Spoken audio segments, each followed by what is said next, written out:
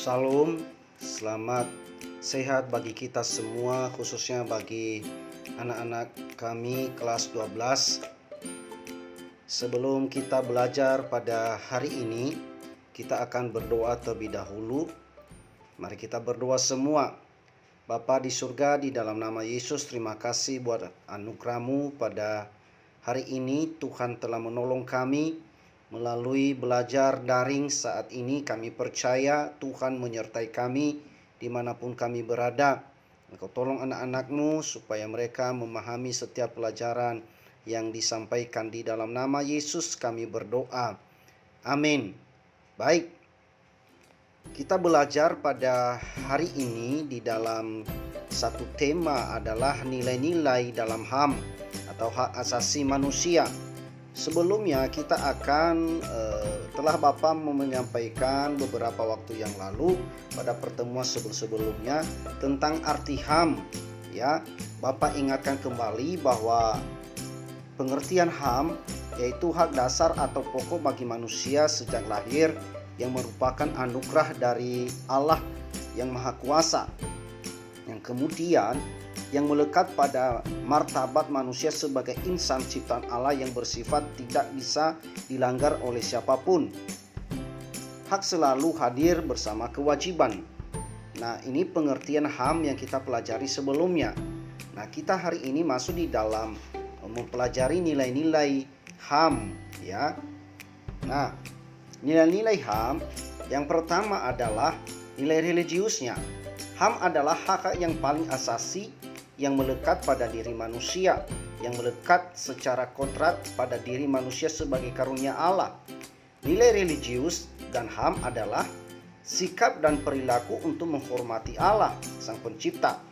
Nilai religius dibangun dengan cara menaati perintah Allah, melakukan kehendak Allah, dan membangun persekutuan pribadi yang intim dengan Tuhan.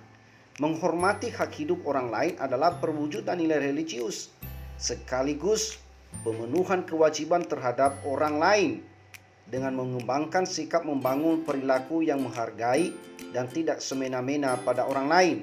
Alkitab memberikan contoh perilaku yang tidak menghormati HAM karena tidak memiliki nilai religius dan tidak takut akan Allah.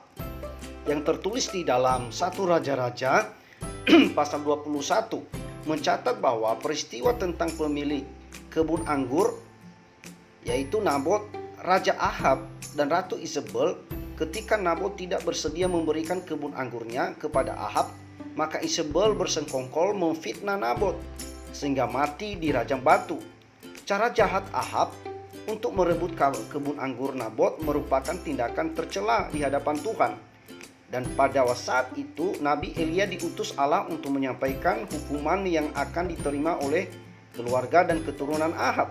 Jadi nilai religius yang berhubungan dengan HAM pada kisah di atas yaitu Allah mau kita memiliki sikap yang menghargai orang lain, tidak merendahkan, tidak semena-mena, menghormati pilihan, budaya, agama orang lain, tidak mengingini, ya, mengambil paksa milik orang lain dan sebagainya. Nah, nilai-nilai HAM yang harus ada di dalam diri kita adalah yang kedua, menghargai sesama. Manusia memiliki hak asasi yang tidak dapat ditiadakan oleh siapapun. Setiap orang harus bersikap dan berperilaku yang mencerminkan sikap menghargai dan menghormati orang lain sebagai wujud ketaatan kepada Allah. Tuhan Yesus memberi teladan bersikap menghargai orang lain, seperti saat bercakap-cakap dengan perempuan Samaria, ya, atau orang Yahudi tidak pernah bergaul dengan orang Samaria pada saat itu. Nah, pada saat itu Yesus datang sedang duduk di tempat sumur, lalu perempuan Samaria itu menimba air pada saat itu. Pada saat itu orang Samaria ini, ya, sedang menimba air. Yesus meminta air, tetapi perempuan Samaria ini berkata bahwa tidak bisa ada hubungan antara orang Samaria dengan orang Yahudi. Jadi ada gap. Tetapi Yesus pada saat itu justru mengatakan bahwa justru itu ketika dia bercakap-cakapan orang perempuan Samaria tersebut, akhirnya terbongkarlah asal usul daripada orang Samaria ini, perempuan tersebut. Akhirnya Yesus memberikan suatu pendapat bahwa orang Samaria ini, bahwa dia sedang menimba air, lalu Yesus memberi ucapan-ucapan yang menggugah hati orang Samaria tersebut, sehingga orang Samaria tersebut mengenal siapa dirinya melalui ucapan Yesus. Dan akhirnya bagaimana Yesus menghargai orang Samaria itu walaupun berbeda dengan orang Yahudi. Nah, pada keadaan atau pada suatu waktu itu mereka tidak ada hubungan, ada komunikasi, karena ada satu adat istiadat yang tidak baik pada saat itu antara orang Samaria dan orang Yahudi. Nah, kemudian bagaimana Yesus menghargai ya ketika dia datang ke tempat Maria dan Marta, ya. Orang Maria dan Marta ini adalah orang yang tidak memiliki harta yang banyak atau dikatakan orang miskin. Nah, ketika pada saat itu saudara mereka telah meninggal yang namanya Lazarus. Ia membangkitkan Lazarus dari kubur. Nah, kemudian contoh lain lagi adalah Yesus berjumpa dengan Sakeus, pemungut cukai. Ya, pada umumnya pada saat itu mereka menganggap tidak boleh bergaul dengan orang pemungut cukai, dianggap orang berdosa, karena pemungut cukai pada zaman itu suka memeras rakyat, sehingga dibenci oleh banyak rakyat para pemungut cukai. Jadi justru Yesus menerobos pembatas-pembatas tersebut, sehingga ia memberikan satu pemahaman dan pengertian kepada banyak orang bahwa tidak boleh ada gap atau ada pemisah antara satu dengan yang lain. Nah, itu dia memberikan contoh kepada kita bagaimana kita menghargai sesama. Yang kemudian yang ketiga adalah keadilan.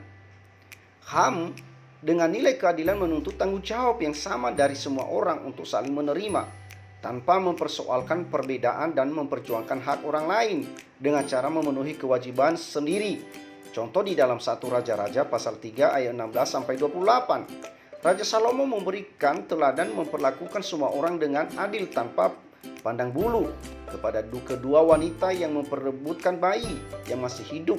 Maka Salomo memberi keputusan yang adil dengan memerintahkan memenggal bayi itu menjadi 2 bagian untuk diberikan kepada mereka.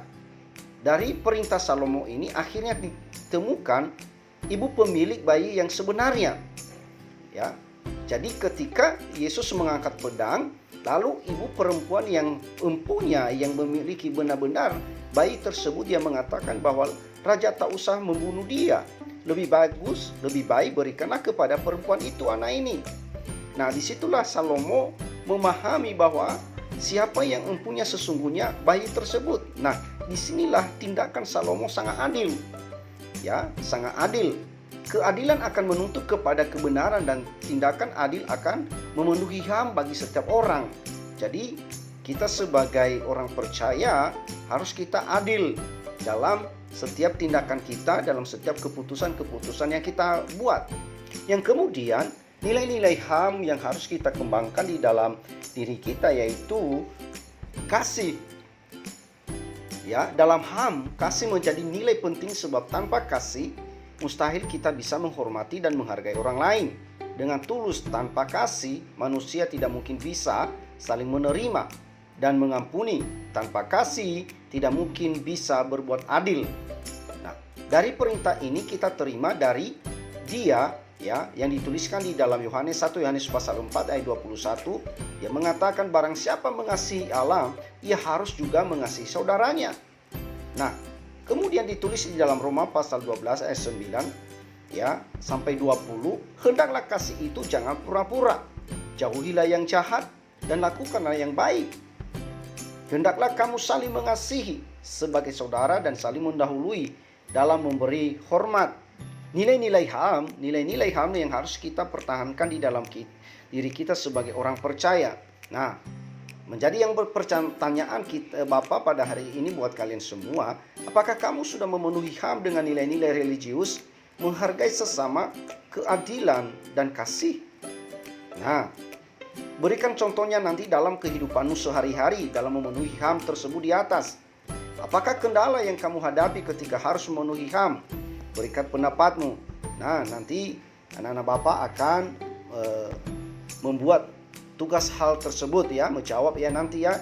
Dan kemudian ada tugas kelompok yang yaitu tentang memahami, menganalisis ya tentang ketidakadilan yang dibuat oleh Raja Ahab kepada Nabot yang merebut kebun anggur Nabot, yang tertulis dalam 1 Raja-Raja pasal 21 ayat 1 sampai 29. Nah, nanti kalian bisa baca kembali dalam 1 Raja-Raja itu, dan tentu pokok masalahnya harus kalian tahu. Yang kemudian nilai-nilai apa yang dilanggar dalam peristiwa tersebut. Yang keempat, mengapa nilai-nilai HAM dilanggar. Dan yang terakhir, pada masa kini bukanlah banyak peristiwa yang serupa terjadi. Berikan contohnya bagaimana cara mengatasinya. Nah, ini tugas yang kalian harus kerjakan di rumah dan akan dikumpulkan pada pertemuan berikutnya ya nak. Terima kasih, itu sebagai bahan pelajaran kita pada hari ini. Kiranya Tuhan tolong kita semua, Tuhan Yesus memberkati. Kita berdoa. Tuhan, terima kasih buat kesempatan yang Tuhan berikan bagi kami untuk kami bisa belajar hari ini. Engkau tolong anak-anak-Mu untuk bisa mengerjakan setiap tugas-tugas dan mengikuti dalam pembelajaran melalui daring ini. Di dalam nama Yesus Kristus kami berdoa. Amin.